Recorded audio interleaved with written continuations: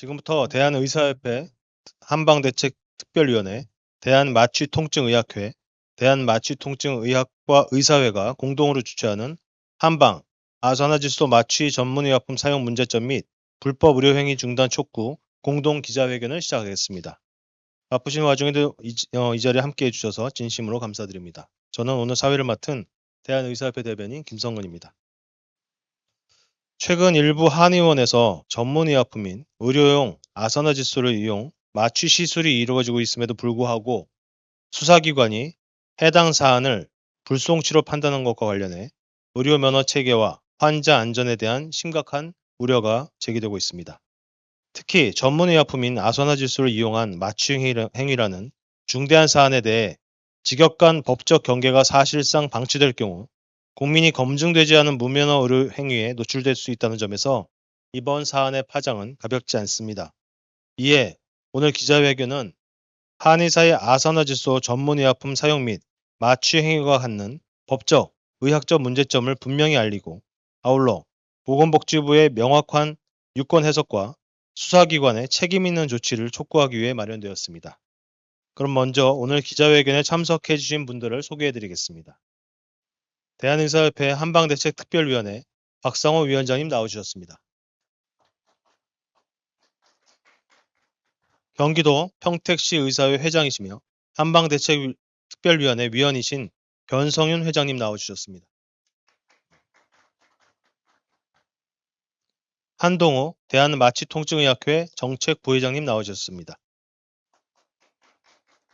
네, 한동우 부회장님은 대한의사협회 학술이사, 연세의대 강남세브란스병원 마취통증의학과 교수로 재직하고 계십니다.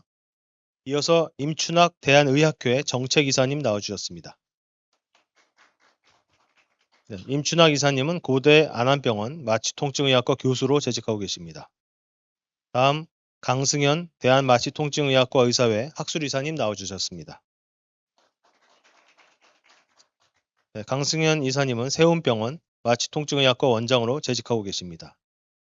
대한의사협회 정책이사이자 한방대책특별위원회 부위원장이신 이재만 정책이사님 나와주셨습니다. 네, 먼저 한방대책특별위원회 박상호 위원장님께서 모두 발언을 하시겠습니다. 네, 안녕하십니까. 대한의사협회 한방대책특별위원회 위원장 박상호입니다. 오늘 저희는 참담한 심정으로 이 자리에 섰습니다. 최근 일부 한의원에서 전문의약품인 의료용 아산화질소를 이용해 무분별한 마취 시술을 시행하고 있다는 사실이 확인되었습니다. 더욱 충격적인 것은 이를 감시하고 바로잡아야 할 수사기관이 법리와 의학적 상식을 외면한 채 불송치 결정을 내렸다는 사실입니다. 이에 우리 대한의사협회 한방대책특별위원회는 국민의 생명과 안전을 책임지는 의료 전문가 단체로서 이번 사태 심각성을 알리고 보건당국의 즉각적인 개입을 강력히 촉구하고자 이 자리에 섰습니다. 한의사의 전문의약품 사용은 명백한 면허 범위를 벗어난 무면허 의료 행위입니다. 대법원은 이미 2022년 판결을 통해서 한의사는 의약품이 서양의학적 입장에서의 안전성, 유효성 심사 기준에 따라 품목 허가를 받은 경우에는 이를 처방, 조제할 수 없다고 명백히 판시한 바 있으며 2025년 서울 남부지방법원은 한의사가 전문의약품인 리도케인을 사용한 것은 한의사의 업무 범위를 넘어서는 무면허 의료 행위에 해당한다고 판결했습니다. 아산화질소는 식약처가 지정한 전문의약품이자 마취제로 한방의 원료와는 아무런 관련이 없는 의과 영역의 의약품입니다. 이러한 약물을 사용하는 행위는 의료법과 약사법의 근간을 흔드는 매우 위험한 시도입니다. 마취는 단순한 기술의 문제가 아니라 위기사항에 대응할 수 있는 전문적 역량의 문제입니다. 아산화질소도 오남용이 될 경우 저산소증, 뇌손상, 마비 등 심각한 부작용을 초래할 수 있는 물질입니다. 응급 상황에서 기도 유지와 심폐소생술 등 전문적 처치가 가능한 교육과 수련을 받지 않은 상태에서 마취제를 투여하는 것은 환자를 심각한 위험에 노출시키는 행위입니다. 일부에서는 부작용이 없었다라고 주장하지만 이는 결코 의학적 안정성을 입증하는 근거가 될 수 없습니다.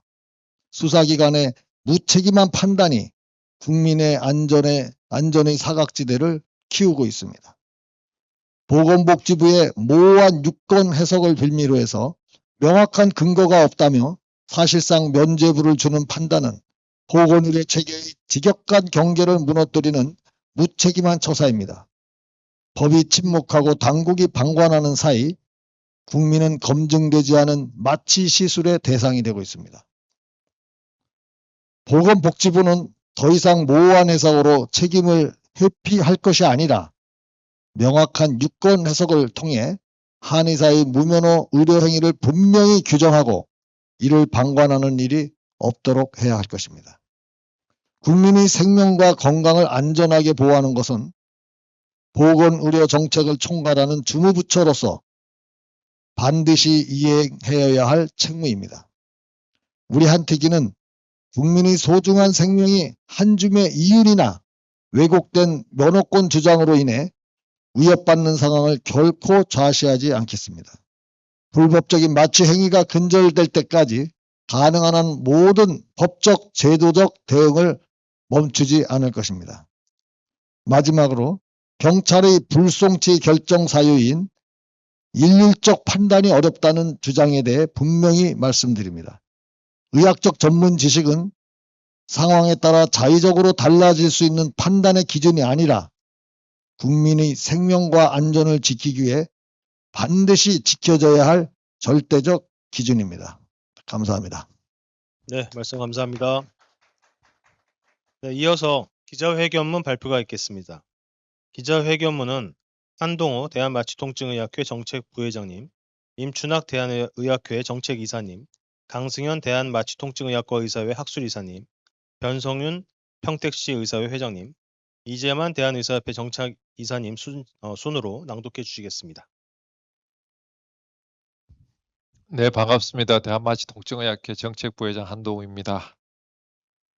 대한의사협회 한방대책특별위원회, 대한마취통증의학회, 대한마취통증의학과 의사회는 최근 일부 한의원에서 이루어지고 있는 아산화질소 사용 등 한의사의 면허 범위를 벗어난 의료 행위 시도에 대해 강력하게 규탄하며 국민의 생명과 안전을 심각하게 위협할 수 있는 현 상황에 대해서 의료 전문가로서 깊은 우려를 표명하는 바입니다. 최근 언론 보도에 따르면 부산 해운대 경찰서는 한의사가 의료용 아산화질소를 진정 마취에 사용한 행위에 대해서 보조적 사용이라는 이유로 불송치 결정을 내린 바 있습니다. 그러나 아산화질소는 단순한 보조제가 아니라 환자의 의식과 호흡에 아주 직접적인 영향을 미치는 마취제로서 사용 과정에서 고도의 의학적 판단과 응급 대처 능력이 필수적으로 요구되는 전문의약품입니다. 아산화질소는 기존에 이른바 웃음 가스로 알려져 있지만 결코 가볍게 웃어 넘길 수 있는 물질이 아님을 말씀드립니다. 아산화질소가 투여되면 체내 산소 농도가 급격하게 떨어질 수 있어서 저산소증을 유발할 수 있으며 이는 돌이킬 수 없는 뇌 손상이나 심장 손상으로 인해서 사망으로 이어질 수도 있는 치명적인 위험을 내포하고 있습니다. 따라서 아산화질소는 반드시 실시간으로 환자의 상태를 파악하고 생명을 지킬 수 있는 의사에 의해서 반드시 사용되어야 할 것입니다. 네, 제가 이어서 말씀드리도록 하겠습니다. 저는 대한의학회 정책이사 임춘학입니다. 특히 응급 상황 시 생명을 살릴 수 있는 대처 능력을 갖추지 못하고 무분별하게 사용하는 것은 살인 행위와 다름없습니다. 얼마 전 치과 치료 중에 아산화질소를 이용한 진정 마취를 받던 환자가 의식을 잃고 위험에 빠지는 안타까운 사고가 있었습니다. 폐부학과 생리학을 전공한 의사조차도 마취 과정에서는 예상치 못한 호흡 정지나 심 정지 같은 초응급 상황에 직면할 수 있습니다. 기도가 막히거나 호흡이 멎었을 때 즉각적인 기관 내 삽관과 심폐소생술, 약물 투여 등 현대의학적 응급처치가 이루어지지 않는다면 환자의 생명은 단 몇 분 내에 돌이킬 수 없는 상태에 이를 수 있습니다. 이러한 상황에서 관련 교육과 수련을 받지 않고 의사 면허조차 없는 한의사가 마취 가스를 다룬다는 것은 환자의 생명을 담보로 한 위험천만한 행위입니다. 또한 환자마다 마취제에 대한 반응은 천차만별이며 소량 투여만으로 깊은 수면에 빠져 호흡이 멈출 수도 있습니다. 이러한 변화를 실시간으로 감지하고 적절히 대응하는 능력은 장기간의 전문적인 교육과 임상 수련을 통해서만 확보될 수 있으며 전문적인 수련을 받지 않는 비전문가가 아산화질소 밸브를 여는 순간 그 진료실은 환자의 생명을 위협하는 가장 위험한 장소로 변하게 될 것입니다. 네, 이어서 얘기하겠습니다. 저는 강승현이고 마취통증의학과 의사의 수련입니다. 그럼에도 불구하고 수사기관이 명확한 금지 규정이 없다는 이유로 이를 문제 삼지 않는 것은 의료행위의 본질과 위험성을 간과한 판단이라고 할 것입니다.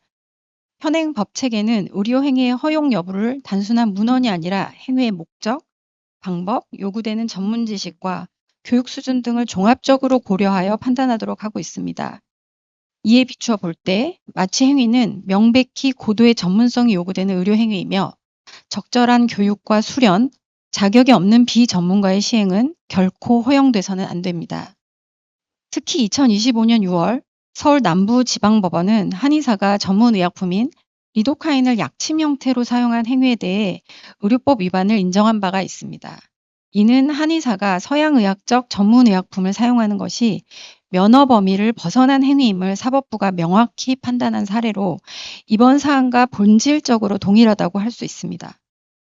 그럼에도 불구하고 이러한 판례의 취지가 충분히 반영되지 않은 채 상반된 판단이 이루어진 것은 심각한 문제입니다. 다시 한번 말씀드리지만 진정 마취 행위는 단순한 시술 보조가 아닙니다. 수술이나 시술을 받는 동안 환자가 고통을 느끼지 않게 하면서도 환자의 생명 유지 장치 대신 컨트롤해서 안전하게 일상으로 돌려보내는 가장 고도화된 생명 유지 의학입니다. 자격 없는 자의 무분별한 마취가스 사용은 곧 국민의 생명에 대한 직접적인 위협이며 예측할 수 없는 의료사고로 이어질 수밖에 없습니다. 네, 이어서 발언하겠습니다. 평택시 의사회장이고 한방특별위원회 운영위원인 변성윤입니다. 이에 대한의사협회 한방대책특별위원회, 대한마취통증의학회, 대한마취통증의학과 의사회는 다음과 같이 강력히 촉구합니다. 하나, 정부와 수사당국은 한의사의 아산화질소 사용 시도를 즉각 중지시키고 면허 범위를 벗어난 불법 행위에 대해 엄정한 법 집행을 시행하십시오. 하나, 진정 마취 행위에 대한 명확한 처벌 기준을 마련하고 비전문가의 불법 자행을 원천적으로 차단하십시오. 하나, 국민의 생명과 안전을 위협하는 한의사의 무면허 불법 의료행위에 대해 강력한 규제와 처벌 대책을 즉각 마련하십시오. 현행 의료법은 한의사의 업무를 한방의료에 한정하고 있으며 약사법 또한 의약품과 한약을 명확히 구분하고 있습니다. 그럼에도 불구하고 아사나 질서와 같은 전문 의약품 사용이 한 의사에게 용인된다면 면허 체계의 근간이 흔들릴 수밖에 없습니다.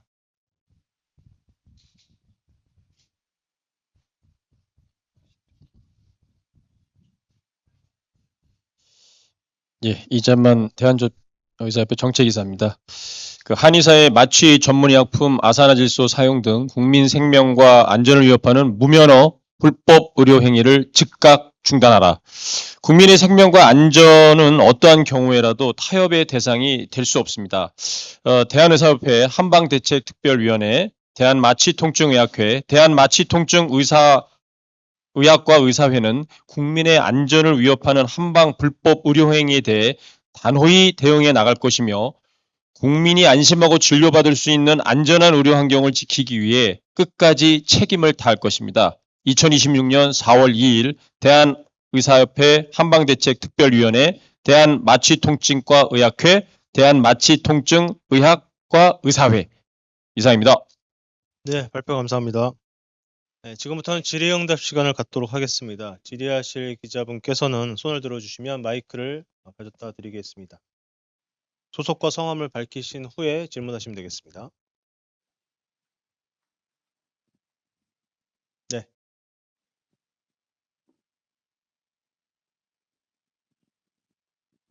예, 안녕하십니까. 경기 메디뉴스 김선호 기자입니다.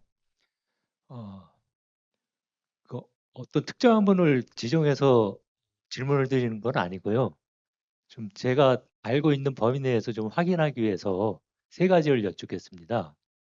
우리나라는 의과와 한의과가 이원화되어 있는지 그걸 좀 말씀해 주시고요. 그렇다면 의료법에는 의과와 한의과의 면허가 구별이 되는지 그거를 말씀해 주시고 일전에도 한방대책위에서 기자회견을 하셨고 이번에도 하셨는데 한의과의 의과 면허 침탈 문제는 그렇다면 한의사들이 자꾸 그 의과 의료기기나 약을 쓰는데 한의사가 그렇게 하고 싶다면은 의과를 나와야지 되는 건지 그 세 가지를 여쭙겠습니다.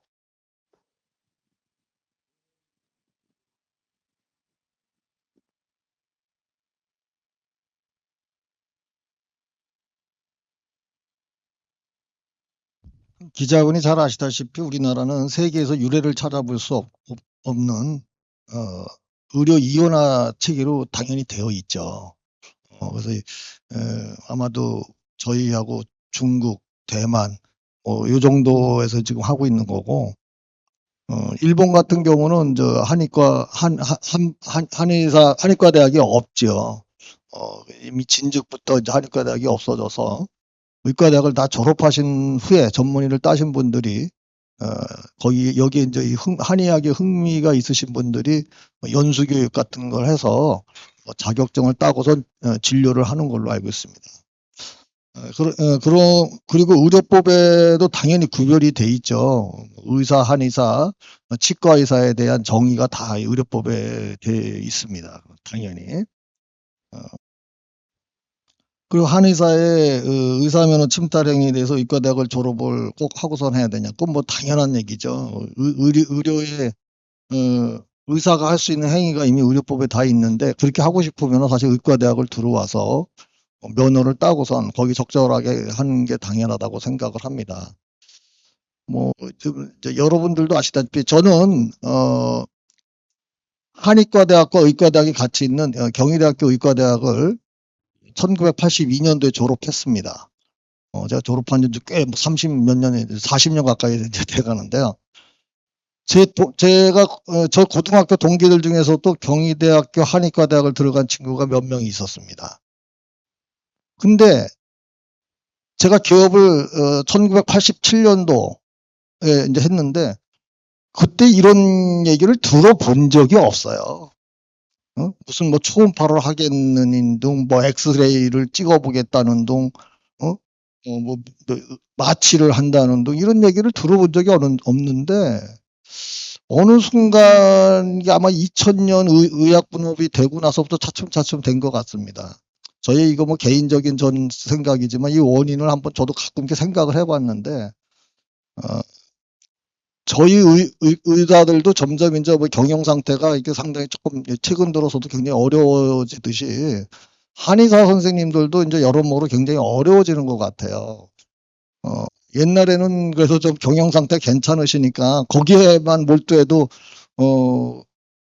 다른데 신경 쓸 상황이 아니었는데 참 우리도 그렇고 한의사 선생님도 그렇고 경영에 문제가 이제 어렵다 보니까 이렇게 하시는데 우리는 그래도 의과 영역 내에서 이제 좀 개발하거나 해서 해야지 우리가 한의사 선생님들의 불효행위가 하고 싶어서 뭐 침을 놓습니까?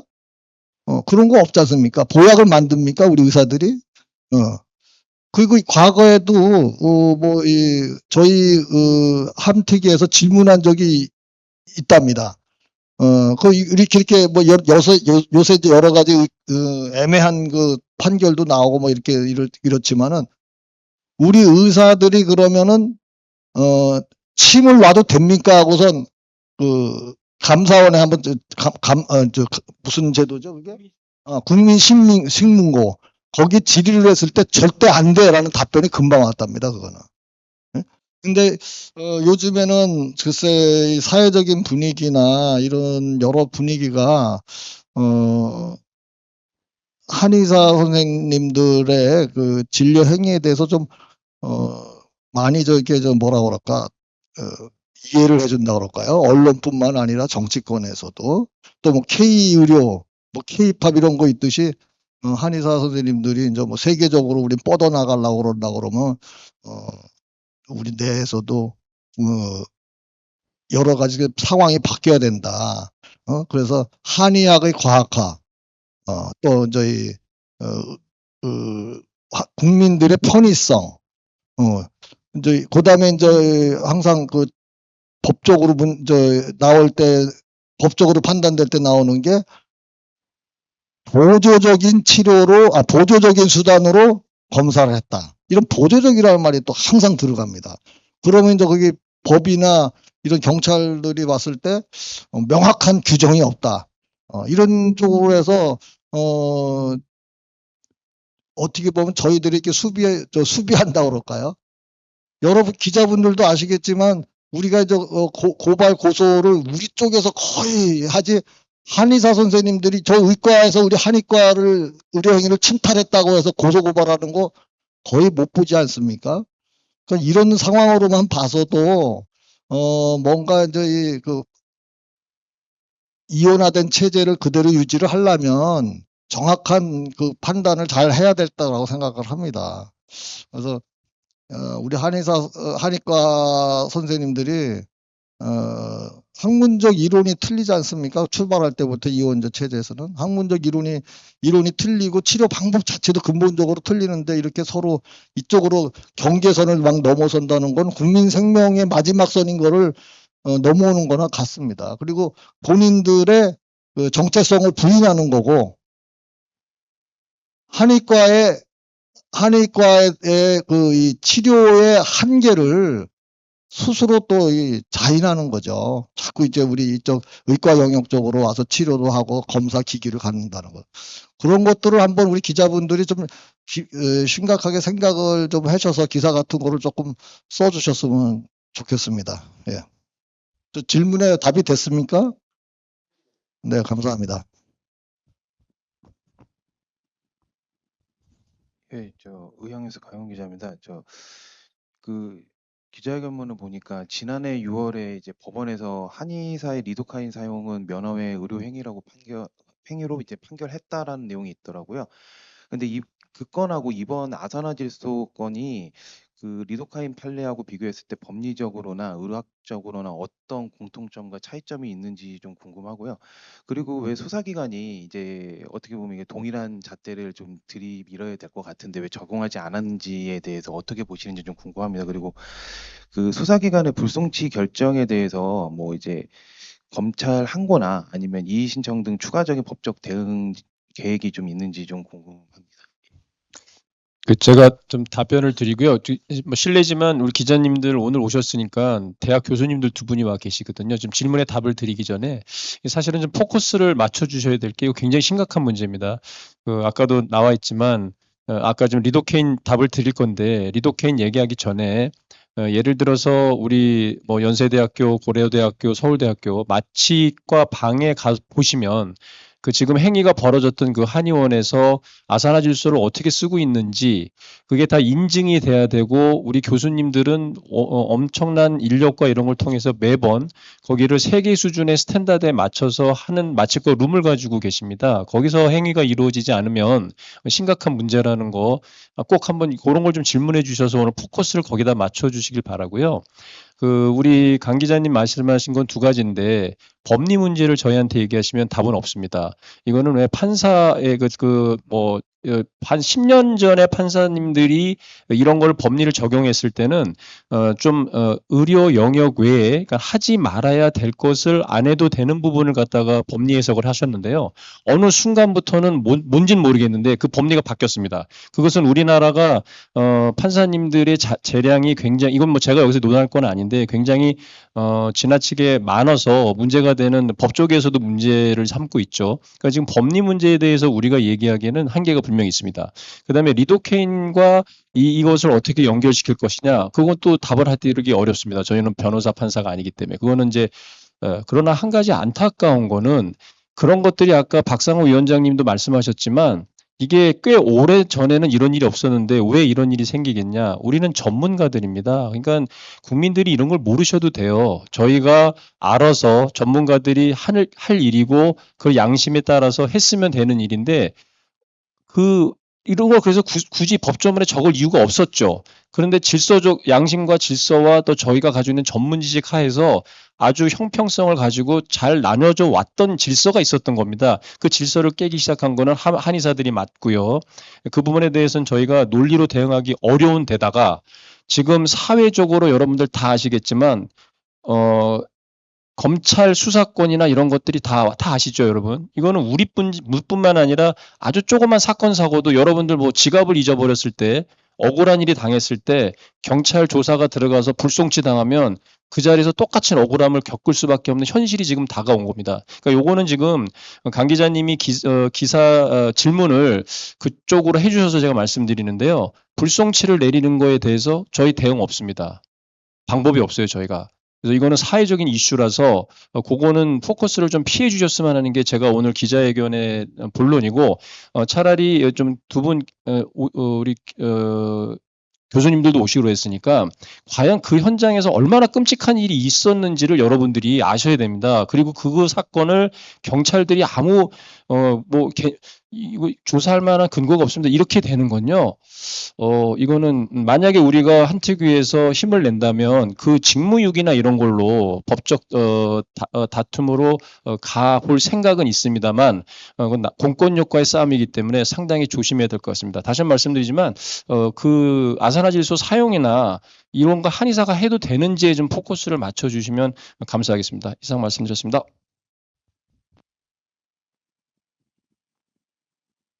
데일리미디 양보희 기자인데요. 지금 핵심은 의료인이랑 법원이 보조적 사용이라는 부분에 있어서 판단하는 방식이 좀 다르고 입장이 다른 것 같은데, 한의사들은 결국엔 그 보조적 사용이라는 명분으로 계속 이제 영역을 확대하고 있는데, 이 보조적 사용이라는 단어나 이 개념에 대한 정의를 좀 하실 계획은 없으신지, 아니면 진짜 이게 주된 사용과 보조적 사용의 차이점을 좀 법제화한다든지 이런 제도화한다든지 이런 계획은 좀 없으신지 이런 것도 좀 궁금하고요. 그리고 보조적 사용의 경우에는 지금 현재 의료용 마약류의 경우에는 그 식약처에서 마약류 기준이나 이런 제도가 굉장히 많은 걸로 아는데 지켜야 될 것들이 보조적 사용일 땐 이런 것들을 다 비켜나갈 수 있는지 이런 것도 좀 궁금한데 혹시 좀 아시는지. 네, 그걸 이제 메디컬 프랙티스, 그러니까 진료 영역이라고 스코프 오브 메디컬 프랙티스 이런 게 있습니다. 그래서 저희가 한특위 내에서 그거 마련하고 있으니까요. 곧 아마 그러니까 저희 우리는 어디까지, 한방사는 이거 하면 안 돼. 그 세계 스탠다드에 맞춰서 지금 좀 준비는 하고 있습니다. 그러나 이것이 우리가 스스로 준비를 해야 되는 문제이기 때문에 아주 좋은 지적 감사하고, 아까 질문에 대해서 우리 교수님께서 한 말씀 또 해주실 것 같습니다. 네. 네네. 아까 리도케인과 이 아사라 질소의 공통점과 차이점이 무엇이냐는 질문을 하셨는데, 먼저 공통점이라고 하면 전문 의약품이라는 거고, 왜 전문 의약품일까를 생각해 보면 리도케인 같은 경우에는 국소 마취제로 사용되고 있죠. 그래서 주사기로 해서 인젝을 해서 효과를 본다든지, 아니면 뭐 크림 형태나 이걸로 발라서 어떤 국소 마취 효과를 나타냅니다. 뭐 별거 아닌 것 같지만 문제는 이 리도케인을 사용했을 때 독성이 나타날 수 있습니다. 그 혈관 내에 주입되거나 과량으로 했을 때는 독성이 나타나서 환자가 발작을 하고 심장 정지까지 올 수 있는 위험한 약입니다. 그래서 이거에 대해서 조치를 할 수 있는 능력을 갖추는 것이 매우 중요합니다. 그 점에서 공통점이라는 그거는 전문의약품, 그리고 이걸로 인해서 독성이 나타났을 때 응급 상황에 대처해야 되는 약품이라는 거에 대해서 공통점이 있고요. 차이점이라고 있다면 이거는 아산화질소 같은 경우에는 흡입가스로 아까 말씀하신 보조적으로 사용하신다고 했는데, 저희가 보조적으로 아산화질소를 사용하면서, 그리고 공기 중에 있는 이 공기를 같이 들어 마시면서 뭐 같이 산소도 투여할 수도 있겠죠. 이렇게 별 문제 없이 끝나면 치과와 같이 좋지만, 이것으로 인해서 저산소증이 일으켜질 수 있습니다. 시술이 끝난 다음에도 산소를 100% 주지 않으면 저산소증에 빠지게 되고, 그렇게 되면 뇌에 저산소성으로 인해서 문제가 생기죠. 그리고 또 아산화질소 자체가 구토를 유발할 수 있습니다. 무의식 상태에서 구토가 됐을 때 이것 또한 응급 상황이고, 이거에 대한 조치가 또한 필요합니다.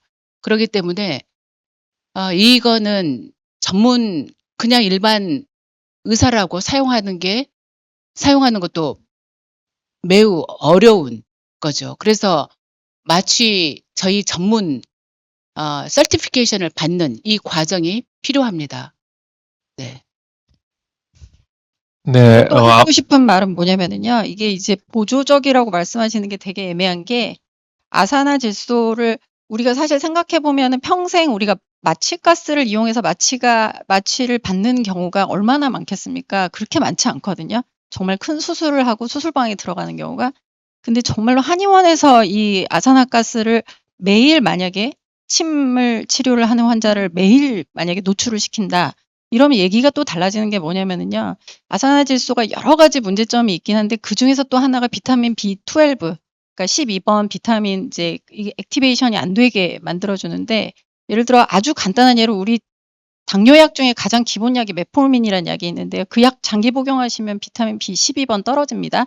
이미 안 좋은 이미 정상치가 아닌 환자를 매일매일 조금씩 아산화질소를 계속 만약에 환자한테 계속 노출을 시킨다 그러면 이게 신경계에 굉장히 독성의 문제도 있고요. 그다음에 DNA 합성에도 상당히 문제가 생겨서 이런 경우에 상당히 치명적으로도 갈 수 있거든요.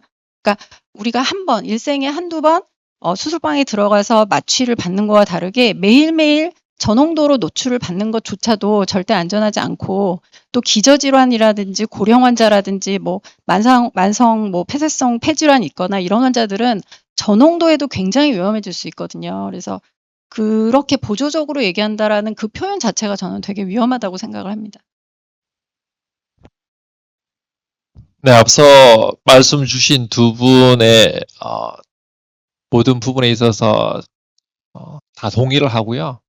제가 생각했을 때는 일단은 여기에서 쓰는 어떤 보조적 사용이라는 것 자체가 아마 한의사들이 봤었을 때는 이제 메인이 침술이나 이런 시술인데, 그 시술을 하는 데 있어서 그냥 조금은 별것 아닌 것처럼 쓴다. 약간 이런 개념으로 별로 중요하지 않으니까 크게 뭐 문제가 될 게 없다. 약간 이런 어떤 뉘앙스로 보조적인 어떤 그런 사용이라는 표현을 쓰지 않았을까 저는 그렇게 생각을 하거든요. 근데 여기서 굉장히 중요한 게 앞서 두 분께서도 말씀을 주셨지만 이게 호흡억제가 나타날 때 그럼 이제 호흡억제가 사람에 따라서 굉장히 어떤 사람은 조그만한 농도에서도 나타날 수 있고 어떤 사람은 또 많이 줘야 농도에서 나타날 수도 있고 이런 호흡억제가 사람마다의 어떤 그런 차이점이 되게 많죠. 내지는 기존에 갖고 있던 기저질환에 의해서도 차이가 있을 수 있고요. 아니면 본인이 원래 드시던 약에 의해서도 차이가 있을 수 있고요. 아니면 그 시술하는 중에 들어가는 리도케인에 의해서도 차이가 있을 수 있고요. 그러니까 평소에는 숨을 잘 쉬지만서도 숨을 못 쉴 수가 있는 거예요. 그런데 이 숨을 못 쉬었을 때 문제는 뭐냐면 잠깐 2분 내지 3분만 숨을 못 쉬는 거를 방치를 하면 그 환자의 뇌 손상과 심장 손상은 다시는 회복이 될 수 없는 상황이 되는 거죠. 그러면 이제 최극단적인 상황에서는 사망에 이를 수 있는 겁니다. 그게 아산화질소입니다. 그런데도 이러한 것들에 대해서 한의사들은 메인이 침수를 하는데 그냥 안 아프게 하는 단순한 어떤 보조적인 걸로서 그냥 물쩍 넘어가려고 하는 어떤 그런 수단으로서 보조적 수단이라는 그런 얘기를 저는 하지 않을까라는 게 제 개인적인 부분이고요. 이게 또 저희들이 또 좌시할 수 없는 부분이 이게 진통작용이 있다 보니까 중독성이 있을 수 있습니다. 그런 부분에 대해서 전혀 문제가 지금 야기가 되고 있지 않는 거죠. 그래서 침수를 갖다 한번 받는 환자가 이 아산화질소를 갖다 들이마시기 시작하면서 우리가 앞서 이야기했었던 웃음 가스라고 하잖아요. 그래서 그런 중독의 위험도 있는 부분을 또 간과를 하고 있어요. 그런 중독들이 계속해서 지속적으로 이루어졌을 때는 앞서 말씀하셨던 치명적인 어떤 신경계 손상이라든지 이런 것들도 있는데 이런 모든 어떤 것들이 다 간과가 되고 있어요. 그리고 또한 저희가 수술방에서 환자를 마취를 하고 또한 마취 전 상태의 진정을 하기도 하고 항상 이렇게 환자를 보고 있지만 환자의 진정과 마취는 저희가 그냥 하는 말로 한 끗 차이입니다. 즉 환자가 진정이 되어 있는 상태에서 의식이 완전히 소실이 되고 숨을 쉬지 않는 것은 한순간이에요. 거기에 대해서 제대로 돼서 환자를 갖다가 보려면 지속적인 모니터링을 하는 기술도 있어야 되고요. 모니터링을 할 수 있는 지식도 있어야 되고요. 그런 문제가 생겼을 때 기도, 유지, 관리를 할 수 있는 지식과 능력도 있어야 되고요. 어떤 문제가 발생했을 때는 거기에 전문 의약품을 써서 환자를 소생을 시켜야 되는 그런 여러 다방면적인 문제점들을 많이 갖고 있는 시술을 한의사는 아무것도 아닌 것처럼 그냥 침수를 하는데 좀 안 아프게 하니까 보조적인 거다. 그냥 아주 별것 아닌 것처럼 국민을 속이고 기만하는 그런 부분인 거죠. 이런 어마어마한 무서움들이 그 내면에 있는 것을 실제로 환자들은 모르고 계시는 거죠. 네, 일단은 이상으로 말씀드리겠습니다.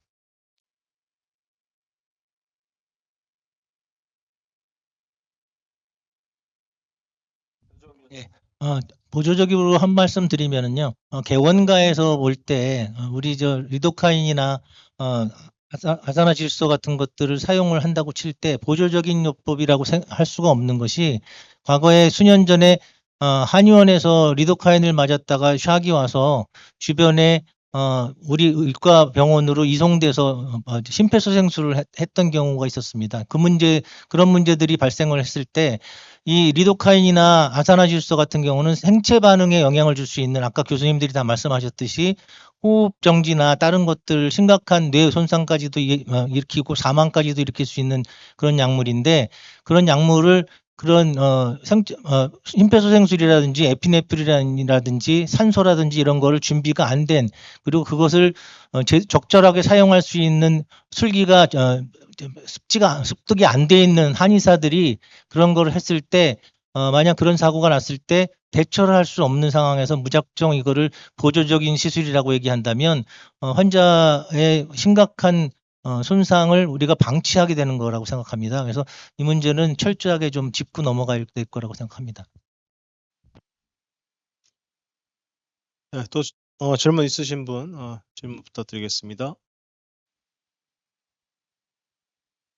네, 마이크 드리시죠. 예, 안녕하세요. 전 문화일보의 이현욱 기자라고 합니다. 근데 기자회견문에서 그 의료사고 사례를 제시해 주셨는데 그 실제로 한의사가 그 서양 의학의 전문 의약품을 사용해서 실제 환자가 사망으로 이어진 사례가 있는지 궁금하고요. 있다면 사망 건수가 얼마나 되고 없다면 의료사고 건수는 얼마나 되는지 궁금합니다.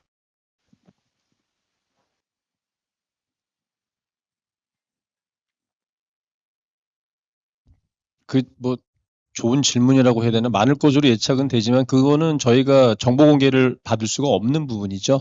그게 이제 몇 년 지나면 저희가 우회적으로 법조계에다 얘기를 해서 최근에 이제 다른 부분인데 지금 의료사고 형사 처벌이 많아져 가지고 저희가 이제 우리 의사분들 중에 범사 판사님들 통해서 이제 그 법원 판례에 누적된 자료를 받을 수는 있는데요. 그거를 지금 저희가 통계로 얘기하기는 어렵습니다.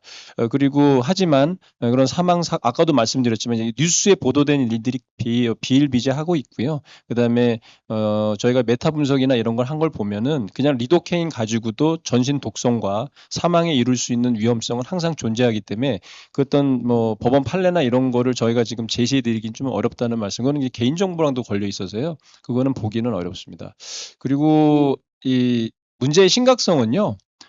한방사들이 자꾸 우리를 기만하고 국민들을 왜곡하는 겁니다. 이건 절대 뭐 밥그릇 싸움이나 이런 걸로 또 기사 써주시면 저희가 또 좀 안타깝긴 한데요. 저희는 그런 거를 지금 얘기 드리는 게 아니라 이게 잘못하면 또 문제되는 것들이 아까 리도케인을 법원에서 그냥 리도케인만 쓰지 마세요가 아니라 리도케인을 다른 뭐 한방 약침하고 섞어서 쓴다는 이유는 또 뭘까?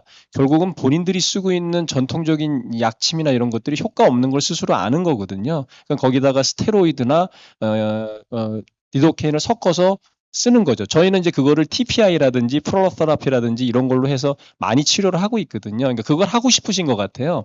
그거 하시려면 정규적인 코스를 밟아서 페인 컨트롤을 해야 될 것 같고요.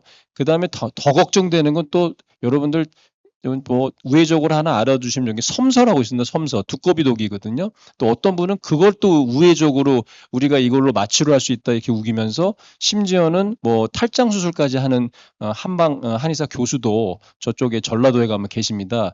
그래서 이런 부분들이 저희가 알면 알수록 정말 위험하고 그 섬서라는 그런 두꺼비독 이런 거는 진짜 이거 뭐 그 또 우회적으로 또 어디서 이게 제조가 되냐면 저희는 한약 GMP가 다 통과된 나라에서 인정하는 제약 회사에서 만들어서 들어오지 않겠습니까? 근데 이게 그냥 한의사들끼리 연대해 가지고 좀 한의사 강서구에 있는 한의사 협회 가면은 거기 2층에 원외탕전실이라고 있습니다. 그거 여러분들 한번 취재하셔야 돼요. 기자 정신을 발휘하셔 가지고. 거기 가면은 거기다 뭘 타서 뭐가 나오는지 알 수가 없습니다, 지금.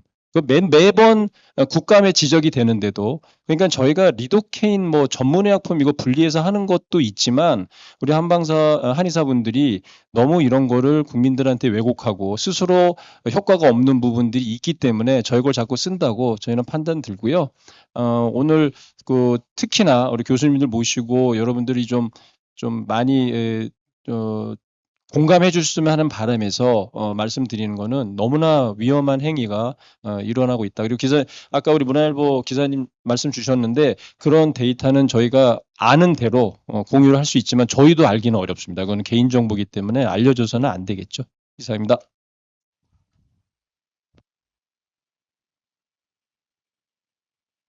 네, 이 정도 질의가 된 것 같고요. 네, 아마 뭐 나머지 말씀들은 또 자리를 옮겨서 할 수 있는 자리가 될 것 같습니다. 네, 그럼 이것으로 한방 아산화질소 마취 전문의약품 사용 문제점 및 불법 의료행위 중단 촉구 공동 기자회견을 마치겠습니다. 바쁘신 와중에도 취재에 응해 주셔서 감사드립니다. 네, 이것으로 마치겠습니다. 네.